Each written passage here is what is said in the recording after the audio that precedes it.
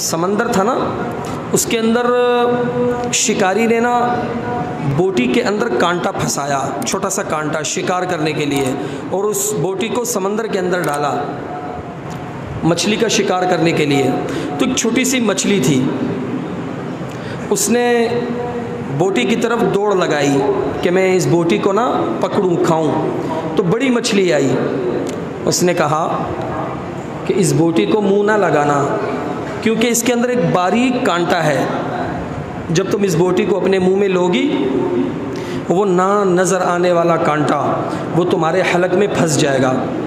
फिर उस कांटे से जुड़ी हुई बारीक जो तार है, जो इस पानी से ऊपर गई हुई, ऊपर बैठा हुआ शिकारी, वो तुम्हारी ताक में है।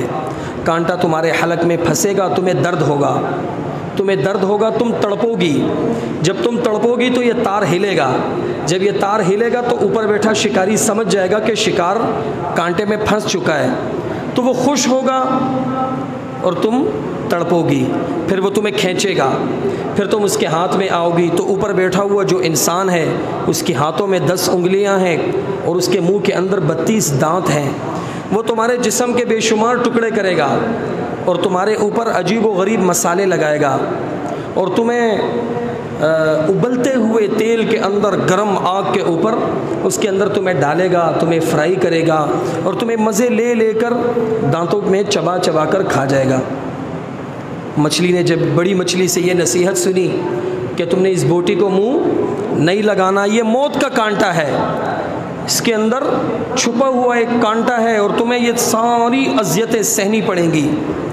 मछली चली गई। छोटी मछली ने अपनी रिसर्च शुरू की, समंदर के अंदर घूमना शुरू हो गई कि कहाँ है गरम तेल, कहाँ है वो मसाले, कहाँ है वो उबलता हुआ तेल, कहाँ है वो जलती हुई आग, कहाँ है वो शिकारी, वो तार। वो समंदर जब उसने छाना तो उसको कुछ भी नज़र नहीं आया।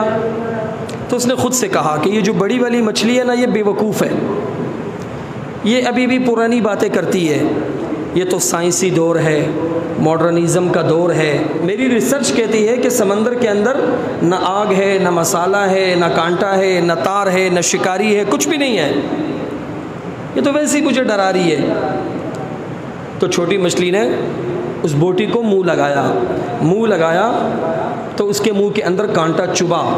जब कांटा चुभा वो तड़पी, तार हिली, शिकारी को खुशी हुई, उसने तार खींचा तो मछली पानी से ऊपर, जब ऊपर आई तो उसको कढ़ाई नज़र आई, उसके अंदर उबलता हुआ तेल नज़र आया, साइड में रखे हुए मसाले भी नज़र आए, जलती हुई आग भी नज़र आई, 10-10 उंगलियों वाले इंसान और 32 दांतों वाला इंसान भी उसको नज़र आया। मौत का कांटा चुभने के बाद अब बिल्कुल इसी तरह अंबिया कराम अलैहिमुस्सलावात व तस्लीमात की जो नसीहतें हैं, जो ज़िंदगियां हैं, उनको जब अक्लमंद आदमी पढ़ता है तो वो बड़ी मछली की तरह है, वो उसको ले लेता है, उसको जहन में बिठाता है, उसके मुताबिक अल्लाह के अहकामात पर अमल करता है। और जो होते हैं ना अपनी रिसर्च पर एतमाद करने वाले, अपनी अकल की कसौटी पर हर अल्लाह के हुक्म को परखने वाले, वो उस छोटी मछली की मानिंद हैं। वो कहते हैं जी क्या ज़रूरत है कुर्बानी करने की, क्या ज़रूरत है हज करने की, इतना पैसा आप लोग बहारे होते हैं, इतना पैसा आप हज पर, आप कुर्बानी पर लाखों के जानवर और लाखों जानवर ज़िबा कर रहे होते हैं, ये सारा पैसा एक साल इज्तिमाई तौर पर आप कुर्बानी ना करें, इससे आप स्कूल बना लें, इससे आप हॉस्पिटल बना लें, इससे आप गरीबों और मिस्कीनों की मदद कर दें, गरीब बच्चियों की शादियां करा दें, वो सब अपनी जगह ठीक, लेकिन आप अल्लाह के अहकामात में तो तगय्युर तबद्दुल नहीं कर सकते ना। वो तो अल्लाह का हर हुक्म तो क़यामत तक है, अमल करने के लिए है। अभी स्पेन के अंदर हज़ारों जानवरों को नेज़ों से और बर्छों से ज़ख्मी करके हलाक कर दिया जाता है। उसको नाम दिया जाता है कि ये तो सिर्फ़ एक खेल है। वहाँ पर जानवरों के ज़ाया होने का सवाल नहीं उठाया जाता। डेनमार्क के अंदर सालाना रस्मी तौर पर उनकी एक रस्म है, वो समंदर के अंदर हज़ारों मछलियों का शिकार करते हैं, उनको ज़िबा करते हैं, काटते हैं, उसका गोश्त तकसीम करते हैं। इतनी मछलियाँ काटी जाती हैं कि समंदर का पानी सारा लाल, सुर्ख लाल हो जाता है। उनसे पूछा जाए तो वो कहते हैं ये हमारी एक कौमी रस्म है। यहूदी अपने गुनाहों को, उनका एक अकीदा है, वो मुर्गी को उठाते हैं और पत्थर के ऊपर दे मारते हैं साल के अंदर, एक रस्म है उनकी। उनसे पूछो, सवाल करो तो वो कहते हैं जी हमारे गुनाहों की सफाई के लिए हमारी एक तरीका है, इबादत है। ईसाई हर साल परिंदों को ज़िबा करके नवरोज़ वाले दिन काट कर खाते हैं कि ये हमारी जश्न का दिन है। तो ये चीज़ें हमें नज़र नहीं आती, लेकिन कुर्बानी जिसमें हम इतनी एहतियात बरतते हैं, छुरी तेज़ करते हैं और एक जानवर को लाते हैं दूसरे जानवर से हटाकर और इस्लामी तरीके पर उसको बांध कर लेटा कर कम से कम उसको तकलीफ़ हो अल्लाह के नाम पर उसको ज़िबा करते हैं और उसका गोश्त ज़ाया नहीं होने देते। ताज़ा गोश्त तमाम दुनिया के गरीबों और मिस्कीनों में बांटा जाता है। इसमें हमें ये हमारी अकल में समझ में नहीं आती, इसको हम अकल की कसौटी पर परखते हैं। जो लोग ऐसी बात करते हैं ना कि ये जो कुर्बानी है इसकी ज़रूरत क्या है, हज करने की क्या ज़रूरत है, ये पैसा आप गरीबों और मिस्कीनों को दे दें या इससे आप स्कूल और अस्पताल बना लें, इसके पसे परता दर हकीकत दो बातें हैं। या तो अल्लाह के वजूद की नफ़ी है और या अल्लाह के साथ हमारा जो रिश्ता है, जो ताल्लुक़ है, वो या तो टूट चुका है बिल्कुल या उसकी हमें पहचान नहीं है। देखें, दुनिया के अंदर हमारा एक ताल्लुक़ माँ के साथ है, एक रिश्ता हमारा बाप के साथ है, एक रिश्ता हमारा भाई बहन के साथ है, एक रिश्ता हमारा हमारे अइज़्ज़ा और अकारीब के साथ है, एक रिश्ता हमारा इस मुल्क के साथ है, वतन के साथ है। हम इन तमाम रिश्तों को निभाते हैं।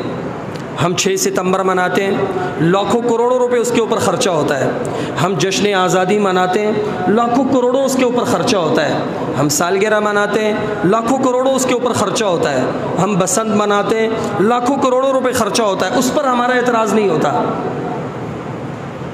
हम जश्न आज़ादी मनाते हैं, उसके पीछे हमारी एक सोच होती है, भाई हुब्बे वतनी का इजहार हो रहा है, नौजवान नस्ल को एक सबक मिल रहा है कि ये हमारा वतन है, हमने लाखों जानों की कुर्बानियाँ दी, उसके बाद हमें ये मुल्क खुदादाद मिला है, तो हमें इसका इजहार करना चाहिए। इसी तरह बेशुमार तकरीबात का इनेकाद किया जाता है, फेस्टिवल मनाए जाते हैं, शादियों के प्रोग्राम होते हैं, कितने लाखों करोड़ों रुपए खर्चे होते हैं। सादगी, ये काम तो सादगी से भी किए जा सकते हैं, लेकिन इन सब के पीछे एक रिश्ता होता है। एक आदमी माँ की खिदमत में पैसा लगाता है, कुर्बानी देता है, कोई उसको बुरा नहीं कहता, क्योंकि वो माँ का रिश्ता होता है, एक मुक़द्दस रिश्ता होता है। बाप के लिए कोई आदमी खिदमत करे, सारी दुनिया बाप के आगे निछावर कर दे, कोई उसको नहीं कहेगा कि आपने बुरा किया। बाप के साथ एक बहुत मुक़द्दस रिश्ता है। भाई के आगे एक आदमी कुर्बानी दे, पैसा लगाए, जान लगाए, माल लगाए, कोई उसको बुरा नहीं कहेगा, रिश्ता है। वतन के लिए एक आदमी कुर्बानी दे, पैसा लगाए, जान दे, माल दे, उसको इज़्ज़त से नवाजा जाएगा। क्यों? उसके पीछे एक रिश्ता है, उस रिश्ते का इजहार है, उससे वफा का इजहार है। तो एक रिश्ता हमारा अल्लाह के साथ है, ये कुर्बानी उस अल्लाह से ताल्लुक़ का इजहार है, ये अल्लाह के हर हुक्म पर मर मिटने का एक जज्बा है, उसका इजहार है। तो कुर्बानी जो ऐसे लोग हैं उनसे ये गुजारिश है कि जो ऐसी शायर पर, जो ऐसी अल्लाह के अहकामात पर एतराज़ करते हैं, उनसे ये गुजारिश है कुर्बानी से पहले अल्लाह के साथ ताल्लुक़ को पहचानें कि अल्लाह के साथ हमारा ताल्लुक़ क्या है। अगर अल्लाह के वजूद का मुनकिर हो या अल्लाह से ताल्लुक़ टूटा हुआ हो, तो वो हर आदमी जो भी है वो ऐसे मौक़ों पर फिर कैलकुलेटर लेकर बैठ जाता है। जी इतना पैसा लग गया, इतना अगर स्कूल कॉलेज में लग जाता, अस्पताल में लग जाता, तो ये फ़ायदे हो जाते। तुमने एक वेड़ा ज़िबा करके लाखों रुपए ज़ाया कर दिए। वो रोज़े को लेकर भी परेशान हो जाएगा, कैलकुलेटर लेकर बैठ जाएगा, इतनी जानी ताकत रोज़े के अंदर ज़ाया हो गई, इतनी एनर्जी किसी और खिदमत में लगा देते, रोज़ा रखने की क्या ज़रूरत थी। नमाज के औकात में भी कैलकुलेटर लेकर बैठ जाएगा, जी 5 नमाज़ों में 3 घंटे ज़ाया हो गए, ये 3 घंटे हम कारोबार में लगा देते तो कितना फ़ायदा हो जाता। फिर वो हर चीज़ जो है ना अकल की कसौटी पर बरतता है, कैलकुलेटर हिसाब किताब लेकर बैठ जाता है। उसकी वजह क्या होती है? उसका जो अल्लाह के साथ एक ताल्लुक़ है, जो रिश्ता है, वो या तो टूट चुका है या वो अल्लाह के वजूद का ही मुनकिर है।